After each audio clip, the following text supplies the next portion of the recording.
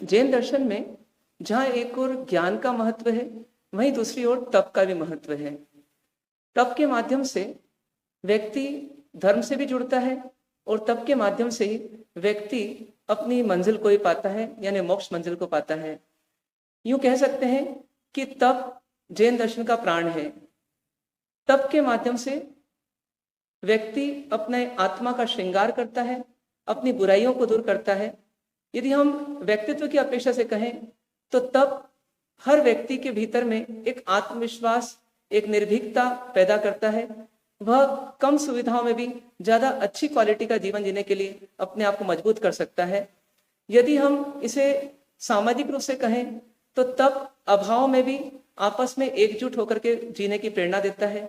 यदि हम इसे आध्यात्मिक दृष्टि से देखें तो तप आत्मा के अंदर रही हुई राग, द्वेष, आसक्ति को, मोह को समाप्त करके, यानी अपनी बुराइयों को तपा करके, समाप्त करके आत्मा को निर्मल, पवित्र करने की प्रक्रिया है। इसके माध्यम से कर्मों की निर्जरा होती है। इसके माध्यम से ही पुण्य का उपार्जन भी होता है।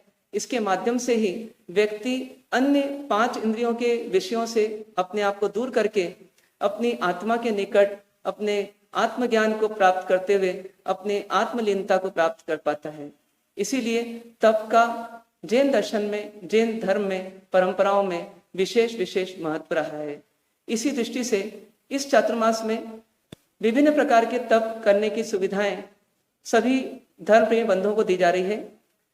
जो लोग विशेष तपस्या कर सकते हैं उन्हें श्रेणी तप, सिद्धि तप और धर्म चक्र तप करने की प्रेरणा दी जा रही है, जो कि कुछ 40 दिन या 80 दिन या 110 दिन ऐसी लंबी अवधि तक चलने वाले तप हैं।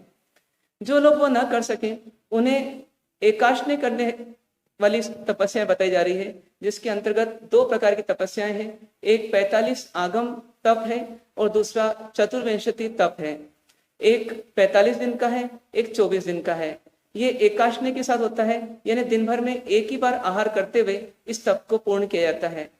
कुल मिलाकर के जो व्यक्ति, चाहे वो बालक हो, चाहे वो युवा हो, चाहे वो वृद्ध हो, उसको तप से अवश्य जुड़ना चाहिए। क्योंकि तप के माध्यम से जब वो अपनी अनुकूलताओं को छोड़ता है और प्रतिकूलताओं में, यानी कम सामग्री में, कम आहार में जीने का अभ्यास करता है, तो उसका मनोबल भी मजबूत होता है, शरीर भी ज्यादा व्यवस्थित हो जाता है और साथ में उसे आत्म कल्याण के लिए जिस ज्ञान का पान करके अपनी आत्मा में अपनी इंद्रियों को संयमित करने की आवश्यकता है, वो अपनी इंद्रियों को संयमित करता हुआ मोक्ष मार्ग की राह में भी आगे बढ़ पाता है।